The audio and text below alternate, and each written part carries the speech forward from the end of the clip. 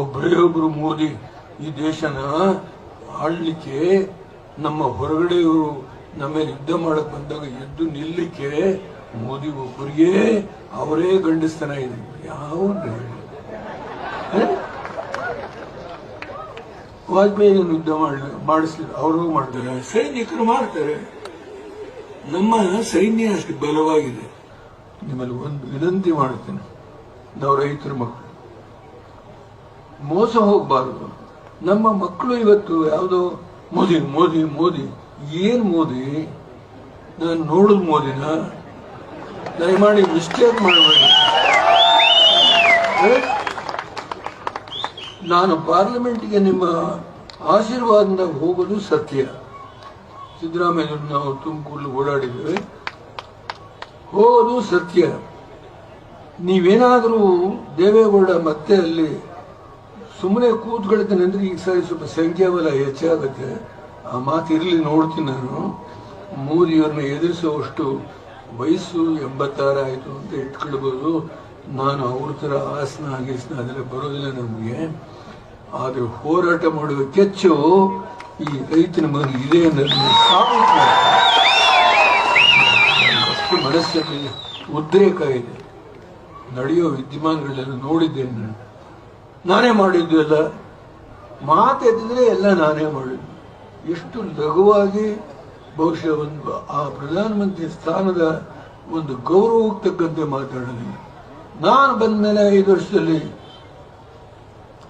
ನಮ್ಮ ಸೈನಿಕರಿಗೆ ಶೂಸ್ಗಳಿತ್ತಿಲ್ಲ ಸರಿಯಾಗಿ, ಅವ್ರಿಗೆ ಉಡುಪು ತೊಡುಪಿತ್ತಿಲ್ಲ, ಅವ್ರಿಗೆ ಎದೆಗೆ ಹಾಕೊಳ್ತಕ್ಕಂಥ ಕವಚ ಇತ್ತಿಲ್ಲ. ಹೀಗೆ ಏನ್ ಮನಸ್ಸಿಗೆ ಬಂದಂಗೆ ಮಾತಾಡೋದು. ಹಾಗಿದ್ರೆ ವಾಜಪೇಯಿ ಅವರು ಕಾರ್ಗಿಲ್ ಯುದ್ಧ ಮಾಡಿದಾಗ ಅವ್ರಿಗೆ ಶೂಸ್ ಇತ್ತಿಲ್ವೇ? ಹೇಳಕ್ಕೆ ಏನಾದ್ರೂ ಒಂದು ಅರ್ಥ ಇರಬೇಕು ಆ ಮನುಷ್ಯನಿಗೆ. ಮನಸ್ಸಿಗೆ ಬಂದಂಗೆ ಮಾತನಾಡ್ತಾರೆ. ರೈತರ ಮಕ್ಕಳು ನೀವು ಓದಿ ಓದಿ ಓದಿ. ನಮ್ಮ ರೈತರನ್ನ ಇಷ್ಟು ಕಡೆಗಣಿಸಿರೋ ಒಬ್ಬ ವ್ಯಕ್ತಿ, ನಮ್ಮ ಹಳ್ಳಿಯ ಜೀವನವನ್ನು ನಾಶ ಮಾಡಿರೋ ಈ ವ್ಯಕ್ತಿ, ಇವರು ನಮಗೇನು ಕೊಡುತ್ತಾರೆ? ಏನಾದರೂ ಉಂಟೆ? ನಮಗೂ ಬರುತ್ತೆ. ಐಟಿನ ಬೆಂಗಳೂರಲ್ಲಿ ಯಾರು ಅದಕ್ಕೆ ಮೂಲವಾಗಿ ಶಕ್ತಿ ಕೊಟ್ಟವರು? 1971ರಲ್ಲಿ ಪಾಕಿಸ್ತಾನಕ್ಕೂ ನಮ್ಮ ದೇಶಕ್ಕೂ ಯುದ್ಧ ಆಯಿತು. ಇಂದಿರಾ ಗಾಂಧಿಯವರು ಅವತ್ತು ಗೆಲ್ಲಿಲ್ವಾ? ಹೇಳಿ, ಯಾಕೆ? ಏನು ದೊಡ್ಡ ಕಡಿದು ಕಟ್ಟೆ ಹಾಕ್ಬಿಟ್ಟಿದ್ದೀನಿ ಅಂತ ಮೀಡಿಯಾ ಇಟ್ಕೊಂಡು ಹೋಗಿ ಆ ಕಡೆ ತಲೆ ಕೆಚ್ಕೊ.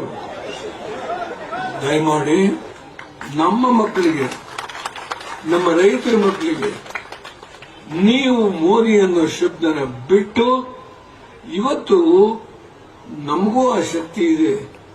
ಸಿದ್ದರಾಮಯ್ಯಗೆ ಈ ದೇಶ ಯೋಗ್ಯತೆ ಇಲ್ವೇ?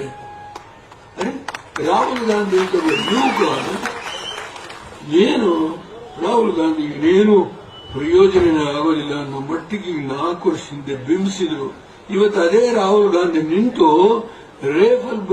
ರಫೇಲ್ ಏನಿದೆಯೋ 30,000 ಕೋಟಿ ನೀವು ಈ ಅಕ್ರಮ ಮಾಡಿದಿರಿ ನೀವು ಅಂತ ಹೇಳಿ ಚಾಲೆಂಜ್ ಮಾಡ್ತಾರೆ ಯುವಕ. ಈ ಮನುಷ್ಯ ಪಾರ್ಲಿಮೆಂಟ್ ಒಳಗಡೆಯೇ ಬರಲಿಲ್ಲ. ಇದರಲ್ಲಿ ಈ ಮನುಷ್ಯಗೆ 292 ಬಂದು ಏನು ನೋಡಬೇಕು.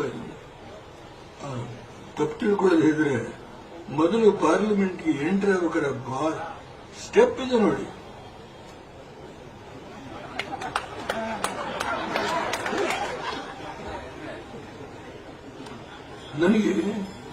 ನನಗೂ ದೈವ ಭಕ್ತಿ ಇದೆ. ತಂದೆ ತಾಯಿಗೆ ನಮಸ್ಕಾರ ಮಾಡ್ತೀನಿ. ಪಾರ್ಲಿಮೆಂಟ್ ಕಟ್ಟಿದ್ರೆ ಯಾರು? ಆ ಭವನ 8 ಜನ ಹಿಂದೂರೆಲ್ಲ ಶೂ ಕಾಲಲ್ಲಿ ನಡೆದು ಬಿಟ್ಟಿದ್ದಾರೆ.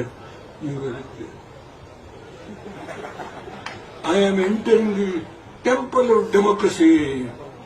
What is that temple of democracy now?